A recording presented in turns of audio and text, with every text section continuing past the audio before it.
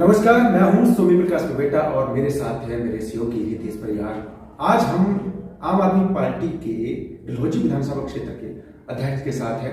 उनसे जानने का प्रयास करेंगे कि वो क्या कुछ करने वाले हैं अपने विधानसभा क्षेत्र में। और सुना तो ये भी है कि ये इलेक्शन लड़ने के चक्कर में भी है, लेकिन ये हम अपनी तरफ से कह रहे हैं ये लड़ने वाले हैं या नहीं, उनसे बात करेंगे। और सबसे बड़ी बात ये भी है कि डलहौजी विधानसभा क्षेत्र की सियासत हमेशा ही चर्चा में रहने वाली है, रहती भी है, क्योंकि वहां से कहते हैं कि अगर वहां से कोई एमएलए जीता, जैसे आशा कुमारी का जिक्र किया जा रहा है, तो वो मुख्यमंत्री भी हो सकती हैं। और काफी चर्चा में वो कंस्टिट्यूएंसी रहती है, पर ये चर्चा में इसलिए है क्योंकि ये विभाग बोलते हैं और जो भी मन में होते हैं वो किसी और के माध्यम से नहीं, वो अपने मन की बात स्पष्ट तौर पर कहते हैं। चाहे सोशल मीडिया की बात हो, चाहे अखबार के माध्यम से कोई बयान हो, स्पष्ट कहते हैं। अब यहां पर स्पष्ट बोल पाते हैं कि नहीं, वो आप खुद अंदाजा लगा सकते हैं। पहले तो स्वागत है आपका।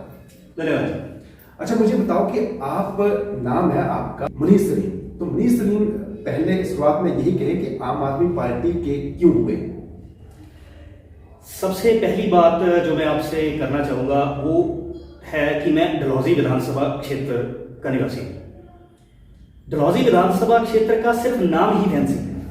अगर हम वहां पर सुविधाओं की बात करें तो एक अल्ट्रासाउंड मशीन तक जिस विधानसभा क्षेत्र में नहीं है, हॉस्पिटल्स में डॉक्टर्स नहीं है, शिक्षा की हालात वो है कि मैं जर्जर वर्ड यूज करूं तो शायद बेमानी नहीं होगा। चाहे आप सड़कें ले लीजिए, चाहे आप पर्यटन का विकास ले लीजिए। मैं डलहौजी विधानसभा क्षेत्र का निवासी हूं और वहां पर दो पार्टियां जैसे कि पूरे हिमाचल में सक्रिय रही हैं। डलहौजी में भी वैसा ही होता है, लेकिन हमारे वहां पर तो डलहौजी विधानसभा क्षेत्र में एक ही लीडर रेपिटेशन में जीते। लेकिन हम लोग जब हमने होश संभाला था तब भी हमारी डलहौजी विधानसभा क्षेत्र को वैसा ही देखा, और आज हम लोग जवान हो चुके हैं तब भी डलहौजी विधानसभा क्षेत्र को वैसा ही देखा। आम आदमी पार्टी एक तीसरा विकल्प बनकर आई है। दोनों राजनीतिक दलों ने हम पर पिछड़े का टैग लगा के रखा। कुछ भी हमारी विधानसभा क्षेत्र के अंदर विकसित नहीं हो पाया। हम आज भी संघर्षरत हैं। तीसरा विकल्प आया है, एक उम्मीद नजर आई है। उम्मीद आपको सिर्फ आम आदमी पार्टी में ही क्यों नजर आई?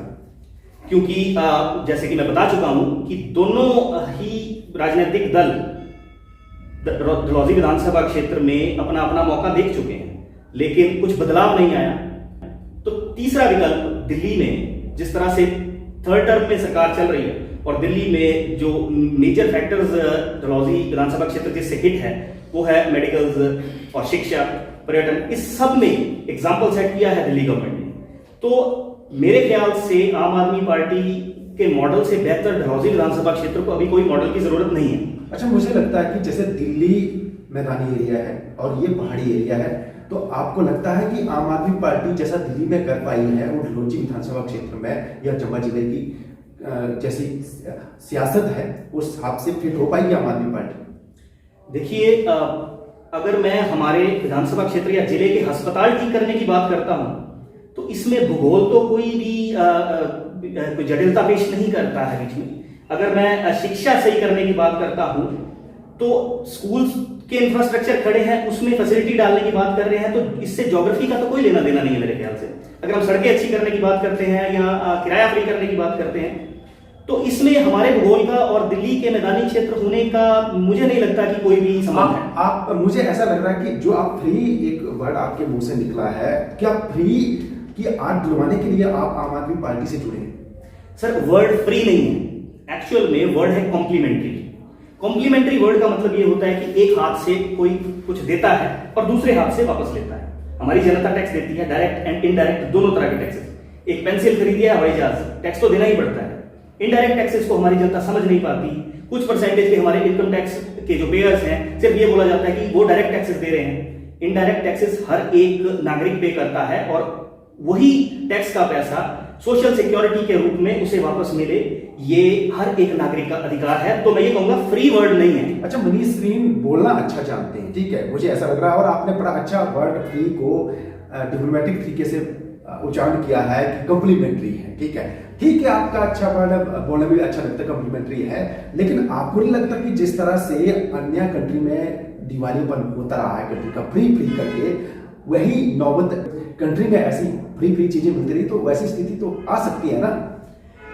जब हम एग्जाम्पल लेते हैं दिवालियेपन का तो हम श्रीलंका जैसे मुल्कों की ही बात क्यों करते हैं? जब हम सोशल सिक्योरिटी की बात करते हैं तो हम कनाडा अमेरिका की बात क्यों नहीं करते? वहां पर सब चीजें कॉम्प्लीमेंट्री मिलती हैं, लेकिन वो कंट्रीज हमसे 200-300 साल आगे चलती हैं।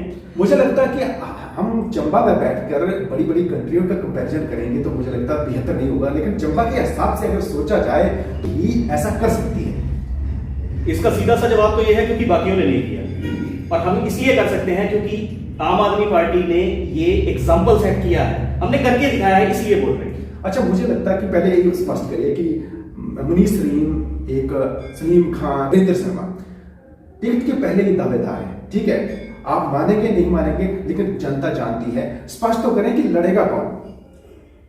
आपके चेहरे पर मुस्कुराहट कुछ कह रही है, आप ही सोचते हैं। जिस तरह से बाकी दल इस चीज का फैसला करते हैं, आम आदमी पार्टी भी एक बहुत बढ़िया सर्वेक्षण करवाती है। हमारे विधानसभा क्षेत्र में या जिले में जो भी विधानसभा क्षेत्र है वहां पर सर्वेक्षण की टीमें एक्टिव हो चुकी हैं। जिसका भी नाम आएगा उसको टिकट मिलेगी और पूरा का पूरा संगठन पूरे दल बल के साथ उस कैंडिडेट के साथ खड़ा रहेगा। मुझे बताओ, जो सर्वेक्षण हो रहा है उसमें मुनीस सलीम फिट है कि नहीं?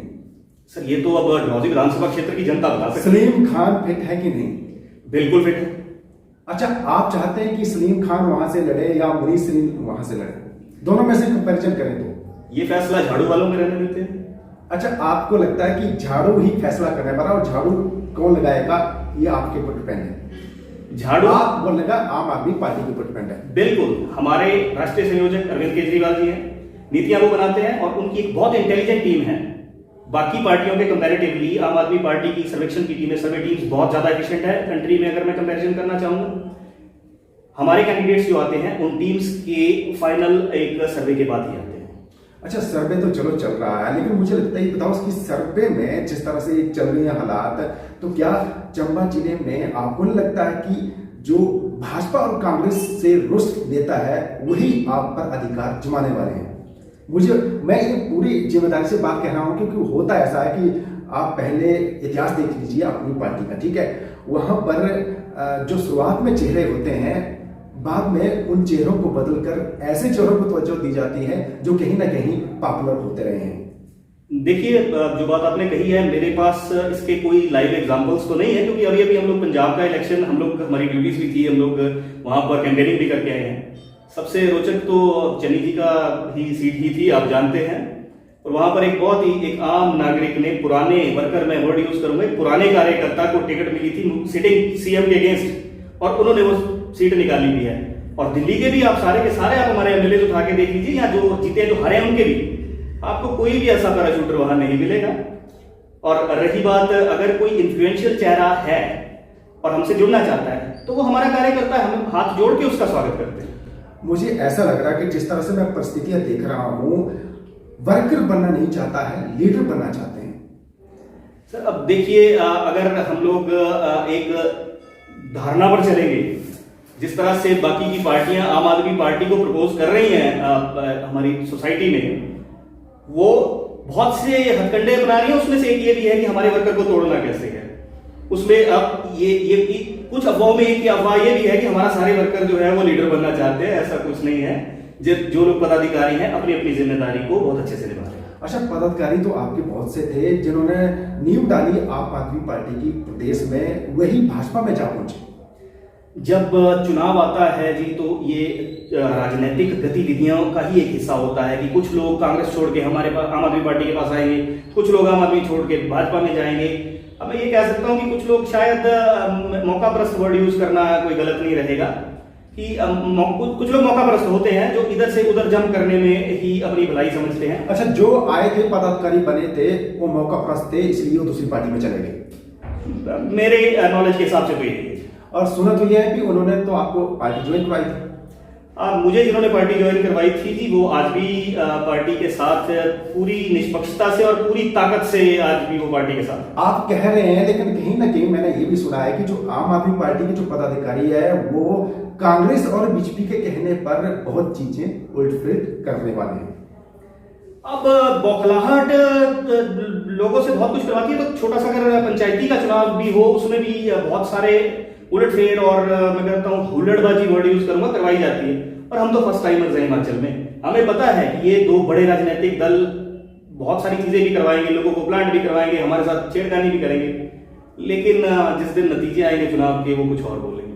तो चुनावी नतीजों का आपने जिक्र किया है, नतीजे आपके हिसाब से अब तक किसकी फेवर में लग रहे हैं? देखो, मुझे लगता है कि सियासत में है, अगर सियासी जवाब देने की बजाय आप मनीष सिंह जैसे विभाग बोलते हैं, वैसे कहें, अभी आप कितने नंबर देते हैं आम आदमी पार्टी को? वर्तमान में अगर चुनाव हो जाते हैं तो आम आदमी पार्टी की क्या सक्रियता रहेगी और कितने नंबर मिलने वाले हैं? वर्तमान, ये सवाल आप पूरे प्रदेश के लिए कर रहे हैं या डलहौजी के लिए? पूरे प्रदेश की बात कर रहा हूँ। अगर आज की तारीख में चुनाव होते हैं तो पूर्ण बहुमत में कोई भी दल नहीं आ रहा है। अच्छा, आपको भी लगता है कि आम आदमी पार्टी अभी मेहनत करने की जरूरत है? बिल्कुल बिल्कुल जी। अच्छा, मुझे एक ये भी बताएं कि अगर डलहौजी विधानसभा क्षेत्र की आप सीट से एमएलए का इलेक्शन लड़ते हैं तो आप क्या चाहने की बहू है चंबा रियासत की, वो मुख्यमंत्री बनने वाली है, और जो बीजेपी के कैंडिडेट हैं उनके खिलाफ आप क्या स्ट्रेटजी रहेगी आपके पास? पहले तो मैं आपका धन्यवाद करूंगा, आपने मुझे बताया कि हमारी डलहौजी विधानसभा क्षेत्र की सीट से मुख्यमंत्री आ रहे हैं, क्योंकि हमें तो ऐसी कोई नॉलेज थी नहीं, क्योंकि अभी अभी एक कांग्रेस की कार्यकारिणी बनी है प्रदेश की, उसमें अकॉर्डिंग टू यू जो भावी मुख्यमंत्री हैं उनको कोई जगह मिली नहीं है।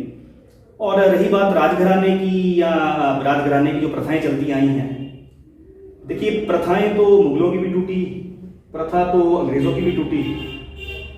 Change is the only constant, परिवर्तन ही प्रकृति का नियम है और शायद हम ही वो परिवर्तन बनकर आए हैं।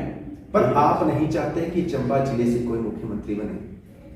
देखो, आप चंबा से ताल्लुक रखते हैं, डलहौजी विधानसभा क्षेत्र से प्रेम है, आप इलेक्शन लड़ते हैं, लेकिन आपकी दिली इच्छा तो होगी ना कि चंबा जिले से भी कोई मुख्यमंत्री का चेहरा हो या मुख्यमंत्री बने, दिल से चाहते हैं कि नहीं?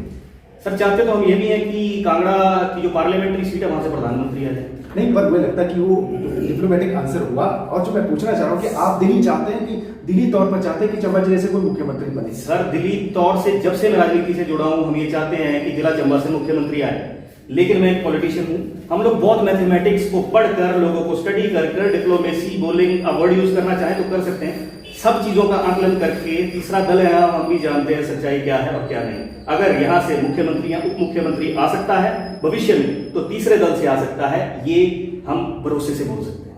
अच्छा, तीसरे दल से ही मुख्यमंत्री बन सकता है? जी बिल्कुल, उप मुख्यमंत्री या मुख्यमंत्री, ये वर्ड मैं आपको देके जा रहा हूं कि अगर दोनों दलों पर अगर भरोसा रखेंगे तो आने वाले 50 साल जनता जोर लगाती रही, यहां से मुख्यमंत्री उप मुख्यमंत्री नहीं आ सकते हैं, ये तीसरा दल ही दे सकता है। अच्छा, कंपैरिजन किया जाए भाजपा या कांग्रेस का, तो आपको कौन सा बेहतर लगा? अगर आप दोनों दलों की बात करें तो मेरा जवाब यह रहेगा कि 5 साल बाद सिर्फ चिन्ह बदलता है, प्रैक्टिस सेम रहती है। मतलब दोनों निठल्ले हैं? वर्ड निठल्ला नहीं कहेंगे, लेकिन प्रैक्टिस सेम है, मैं ये कह रहा हूं। और अगर हम जिला चंबा पिछड़ा हुआ है तो शब्द जो आपको अच्छा लगे वो फिट कर दीजिए। अच्छा, और मुझे बताओ कि वर्तमान सरकार की कार्यशैली कैसी दिख रही है आपको? वर्तमान सरकार है कहाँ? मैं तो ये सवाल करूंगा कि हिमाचल प्रदेश को फिट कर दीजिए। अच्छा, और मुझे बताओ कि वर्तमान सरकार की कार्यशैली कैसी दिख रही है आपको? वर्तमान सरकार है कहाँ? मैं तो ये सवाल करूंगा कि हिमाचल प्रदेश में जब से मैंने वो संभाला है, लोकतंत्र है, आपको सरकार नहीं दिख रही? नहीं दिख रही तो नहीं दिख रही। लोकतांत्रिक मेरा जवाब देना भी एक लोकतांत्रिक प्रोसेस ही है। आपको गुस्सा आ रहा है? मुझे गुस्सा आता ही नहीं है। मैं ये कहूंगा कि 5 साल के अंदर पॉज में चली गई है सरकार। ऐसा लगा कि हिमाचल प्रदेश के बीच के 5 साल गायब हो गए। अच्छा, सरकार है नहीं, दिख नहीं रही है मनीष सिंह को?